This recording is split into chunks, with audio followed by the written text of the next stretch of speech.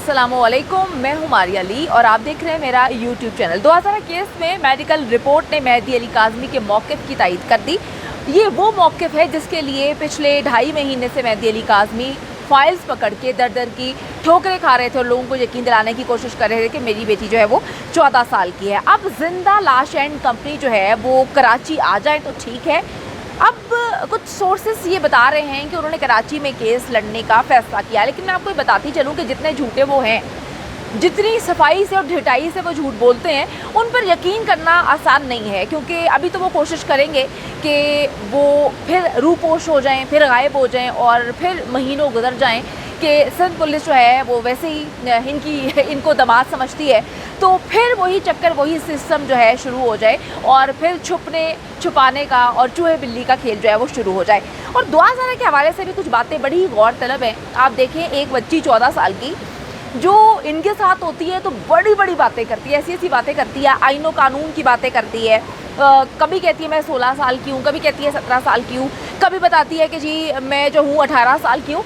उसने इतना कंफ्यूज किया हुआ है सारी चीज़ों को कि लोग समझने से कासिर रहेंगे जी शायद मेहदी अली काज़मी झूठ बोल रहा था। लेकिन जब मेडिकल रिपोर्ट आती है, 11 रुकनी मेडिकल बोर्ड ने रिपोर्ट बनाई है, तो सारी चीज़ें जो है वो क्लियर हो जाती है। अब ये बातें जो 2018 से बुलवाई जाती हैं कि ये मुल्क, ये कानून मुझे हक देता है कि मैं किसी से भी शादी कर सकती हूँ, वो खुद नहीं बोल रही, ये सब उसको सिखाया जा रहा है।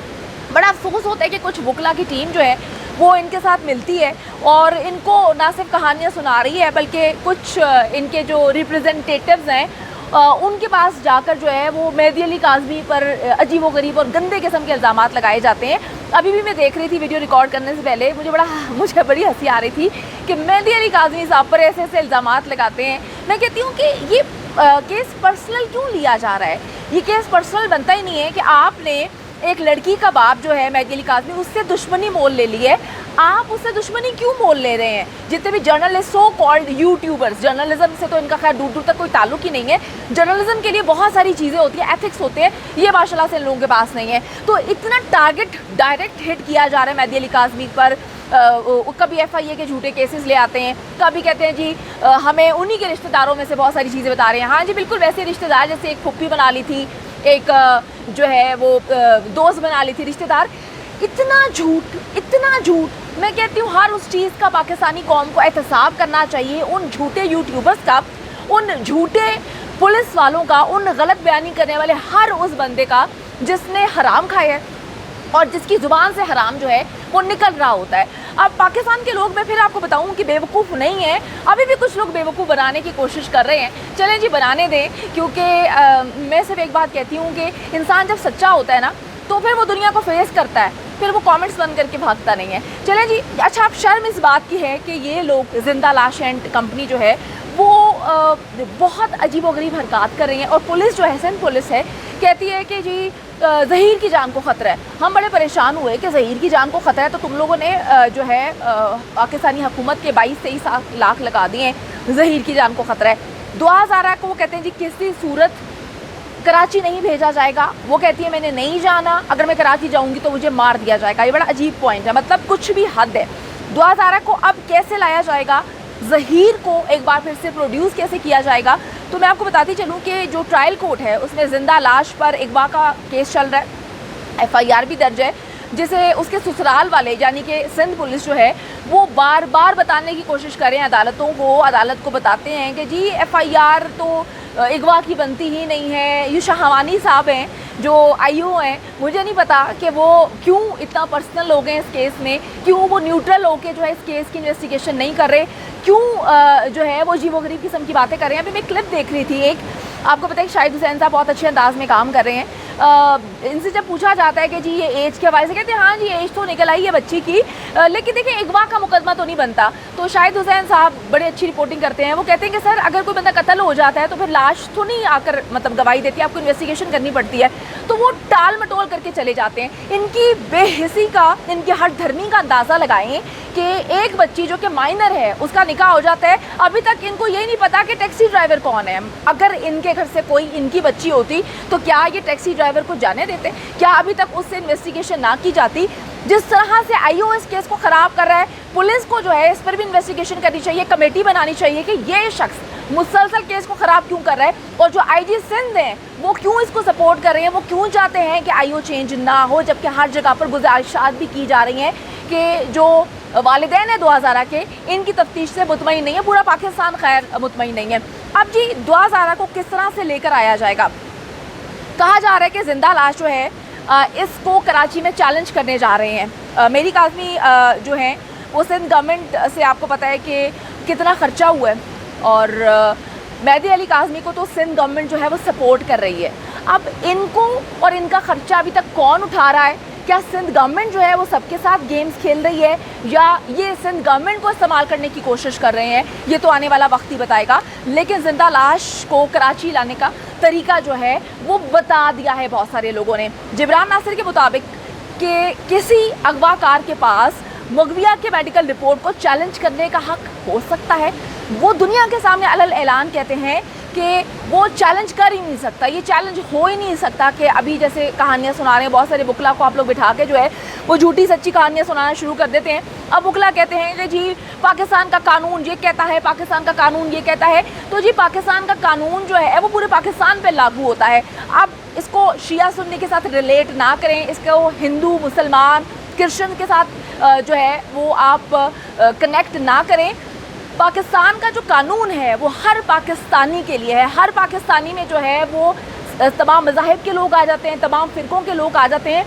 तो जब आपने पाकिस्तान में रहना है तो आपने पाकिस्तान के कवानीन को फॉलो करना है। अगर पाकिस्तान में एक 16 साल का बच्चा और 18 साल का बच्चा दो मुख्तलिफ सूबों में माइनर है तो वो माइनर ही तस्वुर किया जाएगा। आप ज़मीन से उठा के आसमान पे डाल के या आसमान से उठा के ज़मीन पे आपके लिए कवानीन तब्दील नहीं होंगे। आप शिया सुन्नी फसादात कराने की कोशिश ना करें, ये सिर्फ़ और सिर्फ एक बच्ची का मामला है। मैं आपको बताती चलूँ कि जिब्रान नासिर साहब कहते हैं 2015 में शाहिदा परवीन केस का हवाला उन्होंने दिया। उसमें जिब्रान नासिर ने कहा कि 14 साल की शाहिदा को 18 साल का बताकर उसका निकाह किया गया। जिस तरह से दुआ ज़ारा जो है वो 14 साल की थी और इसके बोगस निकाहनामे में उसकी उम्र जो है वो 18 साल लिखवाई गई है। अभी तक किसी ने इस पर कोई जवाब नहीं दिया। जिसने निकाह पढ़वाया था वो कहता है कि जी मेरे पास वॉक इन क्लाइंट आए थे। आज तक वो ये भी साबित नहीं कर सका कि वॉक इन क्लाइंट्स आए थे, क्योंकि जो जिंदा लाश का भाई है शब्बीर, वो मुतअद्दिद बार अपने इंटरव्यूज़ में कह चुका है कि जिस वकील ने निकाह पढ़वाया था, जिस वकील के सामने निकाह हुआ था, उसको हम बहुत पहले से जानते हैं। तो इतना झूठ ये लोग बोलते हैं कि कभी कभी मैं सोचती हूँ कि ये लोग इतना झूठ याद कैसे रखते हैं, इसीलिए तो इतने भंड और ब्लंडर्स मारते हैं। अब जिब्रान नासिर साहब कहते हैं कि जब बच्ची की शाहिदा नामी बच्ची की जब मेडिकल उसका करवाया जाता है तो मेडिकल में उसकी उम्र 14 साल आ जाती है, जो कि उसके वालिदैन कह रहे होते हैं। उसका जो मुबैना शौहर होता है वो अदालत में पहुंच जाता है। वो अदालत में जाके कहता है कि जी मैं नहीं चाहता पहले मेडिकल हो, पहले वो मेडिकल ही नहीं करवा रहा था, लेकिन जब अदालत हुक्म देती है उसके बाद कहता है कि जी मैं इसको चैलेंज करूँगा। जिस पे मोअज़्ज़ज़ अदालत कहती है कि तुम इसी वजह से नहीं चाहते थे क्योंकि तुम्हारा गुनाह पकड़ा जाएगा, तुमने जो जुल्म किया एक 14 साल की लड़की को 18 साल का बनाकर उससे निकाह किया है, तुम्हारी ये करतूतें जो है खुल के सामने आ जाएंगी। तो जिब्रान नासिर साहब ने इसको जो इसका हवाला दिया था और अदालत ने इस पर यह बात मौक़िफ़ अपनाया था कि अपना जुर्म छुपाने के लिए ये शख्स झूठ बोल रहा था, जिसकी वजह से जो है ये मेडिकल नहीं होने दे रहा था। यही मसला है कि जब 11 रुकनी मेडिकल बोर्ड ने मुत्तफ़िक़ा फ़ैसला तो दे दिया है कि दुआ ज़ारा की उम्र उन्होंने जो बताई है कि कितनी है, उसमें सबके सिग्नेचर मौजूद हैं। तो आप पहले जो मेडिकल हुआ था सबके सामने था, कोई एसओपी फॉलो नहीं की जा रही थी। तो अभी भी लोग जो हैं ये तस्लीम करने के लिए तैयार नहीं है कि मेडिकल रिपोर्ट में बच्ची की उम्र क्या आई है।